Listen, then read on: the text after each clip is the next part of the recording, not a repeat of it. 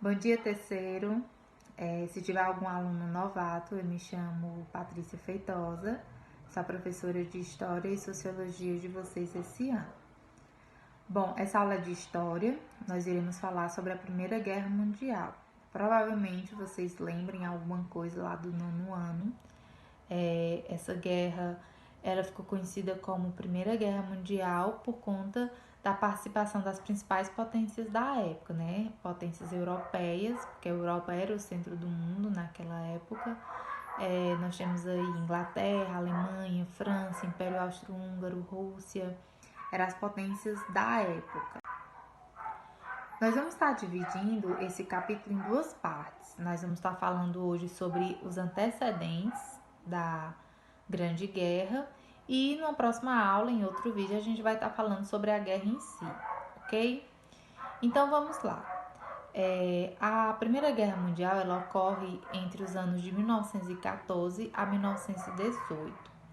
Quando se há possibilidade da guerra, meio que os europeus eles ficam eufóricos, porque eles ficam deslumbrados Na verdade, eles não tinham noção da proporção que essa guerra seria, eles não tinham noção das armas que estavam sendo fabricadas, então eles ficaram eufóricos, mandavam seus filhos para a guerra, né? Aquele sentimento de nacionalismo de todos, mas eles não tinham noção de onde é que eles estavam se metendo. As razões dessa guerra são razões que são heranças do século XIX, né? Conflitos que ocorreram no século XIX entre essas potências e as consequências da Revolução Industrial e do surgimento do capitalismo. Então, são heranças do século XVIII, XIX, que vão estar se agravando mais no início do século XX. Nós vamos ter entre as questões que vão levar essa primeira guerra, nós vamos ter questões imperialistas, né, que são questões territoriais, nós vamos ter lutas nacionalistas e nós vamos ter as questões econômicas relacionadas à industrialização e ao capitalismo. Bom, terminado o século XIX, a maior potência mundial era a Inglaterra, industrializada, e a Alemanha começa também a se industrializar e a se destacar como potência mundial. Aí começa um conflito ali entre Inglaterra e Alemanha, porque a Inglaterra, enquanto potência, ela não queria perder o seu trono para outro país. Então havia toda uma concorrência e a Inglaterra, tanto a Inglaterra quanto a Alemanha, elas tentavam de todas as formas prejudicar uma a outra, né, no quesito econômico. Por exemplo, elas começavam a buscar novos territórios, novos locais que fossem ricos em matérias-primas, tipo o que aconteceu lá na colonização do século XV, né? Voltava a acontecer agora. E procuravam também territórios onde elas pudessem estar vendendo seus produtos. Paralelo a essa disputa imperialista, né, essa disputa econômica e por territórios, havia também algumas lutas nacionalistas. Havia alguns povos que tinham interesse de se juntar e formar uma só nação, impedindo que essas nações imperialistas conquistassem os seus territórios. Nesse caso, nós tínhamos o pan-eslavismo, que eram os territórios eslavos queriam se unir, né? Territórios onde tinham povos eslavos queriam se unir e formar uma grande nação. Quem encabeçava o pan-eslavismo era a Sérvia. E a Sérvia era apoiada pela Rússia, que a Rússia tinha interesses, né? Mas fingia de amiga ali da Sérvia. Outro movimento nacionalista era o pan-germanismo, né? Os países que tinham tradição germânica, eles também queriam se juntar e formar um só império. E a outra questão era uma herança do século XIX, na Guerra Franco-Prussiana. A França e a Alemanha, elas tiveram um conflito e nessa guerra a Alemanha acabou ganhando um território rico em carvão e em minerais, que era a Alsácia-Lorena, e a França nunca se conformou em ter perdido esse território.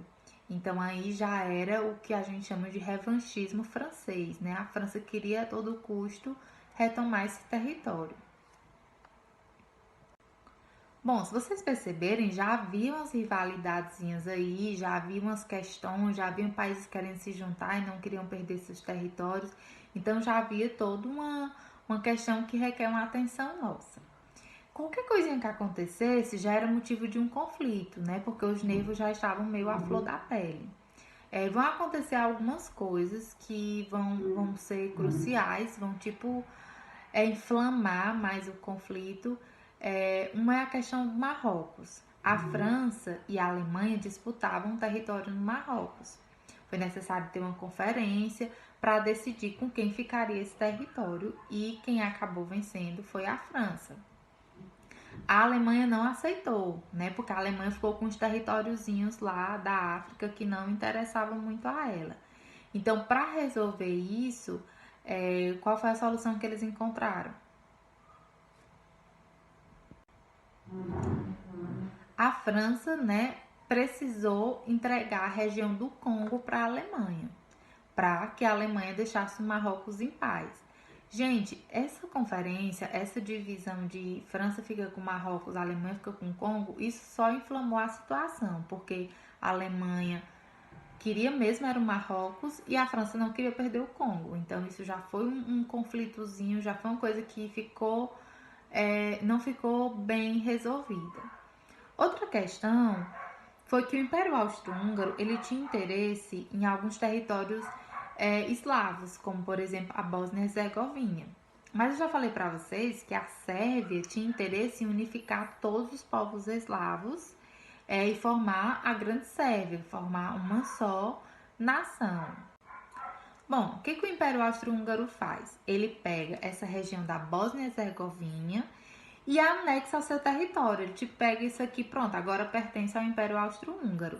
E a Sérvia não ficou satisfeita com isso, porque como eu falei para vocês, havia aquela questão de unificar todos os povos eslavos. Bom, vocês estão vendo que a questão já estava todo mundo meio sabendo que ia rolar alguma disputa, algum conflito. E aí eles começam a se preparar para uma possível guerra. Eles não estão em guerra, eles não estão em conflito, mas eles começam a se preparar. Vai ocorrer então o que ficou conhecido como paz armada. Todas as nações começam a se armar, começam a investir na indústria bélica, a criar novas armas. É nessa época que vão surgir os submarinos, os tanques de guerra, algumas metralhadoras, né? Algumas armas que não existiam por conta que eles estavam em paz, mas estavam produzindo armas. Sempre que as nações começam a entrar nesse clima de guerra, a primeira coisa que eles fazem é alianças, porque uma nação sozinha numa guerra, ela perde. Então eles começam a buscar aliados, a entender quem é que está lutando por coisas semelhantes, quem é que tem inimigos em comum. Então nesse contexto vão surgir duas alianças, é a Tríplice Aliança e a Tríplice Entente. Da Tríplice Aliança faziam parte o Império Austro-Húngaro, a Alemanha e a Itália. Guardem bem a Itália aí, tá? E a Tríplice Entente vai fazer parte a Inglaterra, a França e a Rússia. Eles percebem que eles tinham inimigos em comum, então eles se aliam para uma possível guerra, ok? Uma das grandes questões da Primeira Guerra Mundial é o estopim, né? O que teria sido o estopim. Acho que todo mundo que quer testar alguém que sabe história pergunta qual foi o estopim da Primeira Guerra Mundial.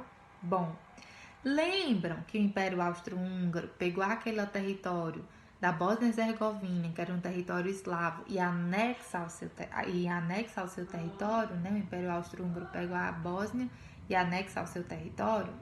Bom, a Sérvia não ficou nada satisfeita. E existia dentro da Sérvia algumas pessoas que lutavam muito por essa questão do pan-eslavismo mesmo. Então, o que aconteceu?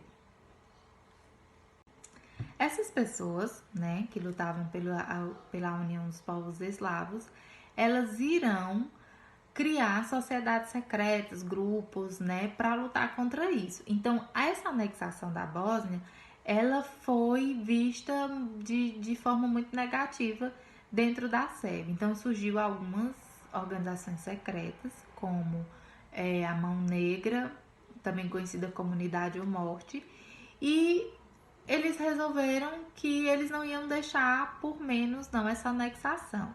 Gente, o herdeiro do Império Austro-Húngaro, o arquiduque Francisco Ferdinando, ele resolveu pegar a esposa dele, sair do confortozinho da casa dele e ir lá na Bósnia dar uma voltinha de carro no meio da rua, né?